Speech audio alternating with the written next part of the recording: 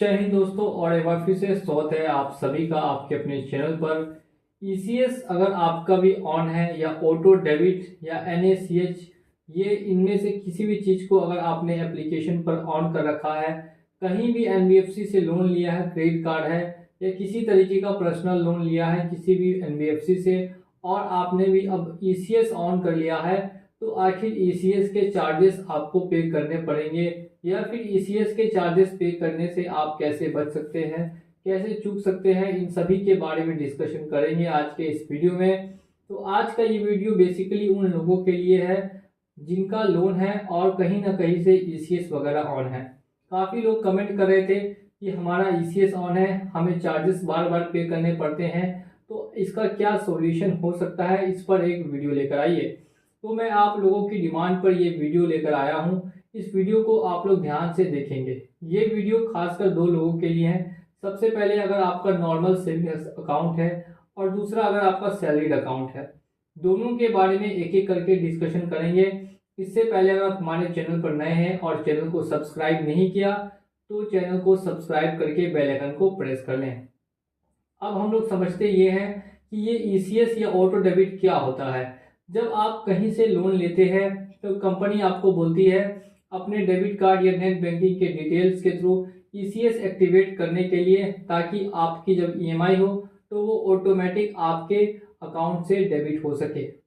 अब अगर यहाँ पे ऑटो डेबिट ऑन है और आपके अकाउंट में बैलेंस नहीं है, समझ लेते हैं 5,000 की आपकी ईएमआई है, 3 तारीख को कटनी है और 3 तारीख के डेट में आपके अकाउंट में 2,000 रुपये हैं, तो वहाँ से आपकी ईएमआई नहीं कटेगी, आपको चार्जेस पे करने पड़ेंगे। 350 रुपये के आसपास चार्जेस लगते हैं, ईसीएस बाउंस चार्जेस जिसे कहा जाता है।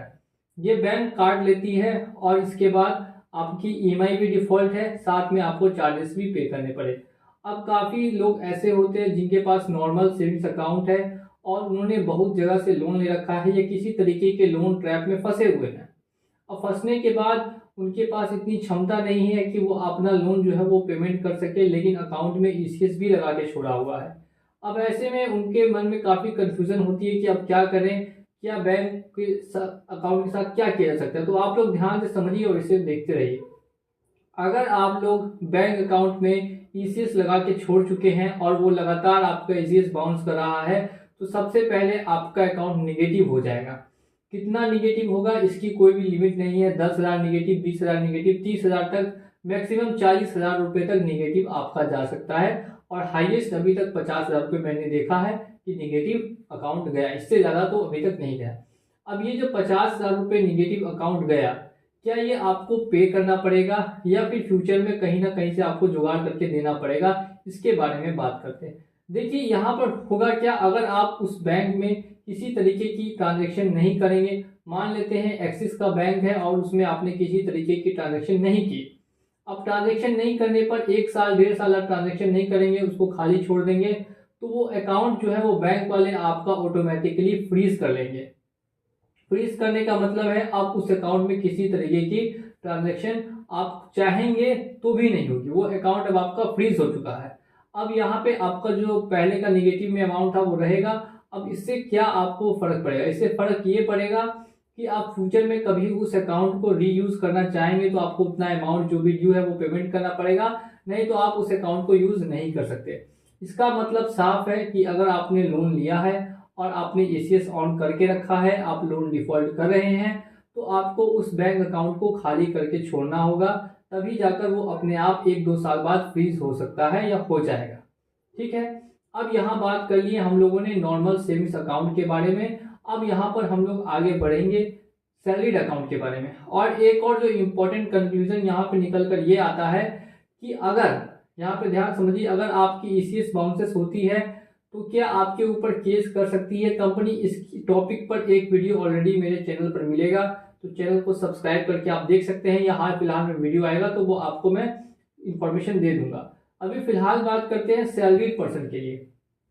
अगर आप सैलरीड पर्सन हैं और आपकी उस अकाउंट में सैलरी आती है, तब आपको पेमेंट ईएमआई की करनी पड़ेगी।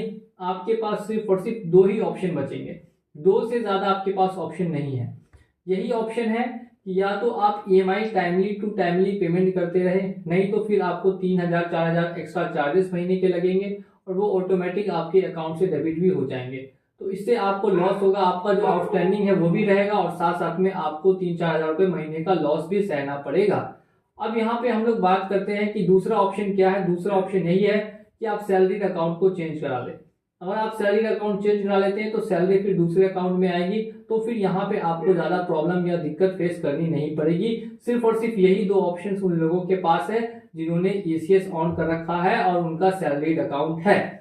अब इसके अलावा भी किसी तरीके की दिक्कत या समस्या है तो आप हमें कमेंट कर सकते हैं, हम कमेंट पढ़ के वीडियो लाने की जल्द से जल्द कोशिश करेंगे। साथ ही में अगर वीडियो पसंद आई हो तो वीडियो को लाइक कीजिएगा, चैनल पे नए हैं तो चैनल को सब्सक्राइब कर दीजिए। मिलेंगे अगली वीडियो में बहुत ही जल्द।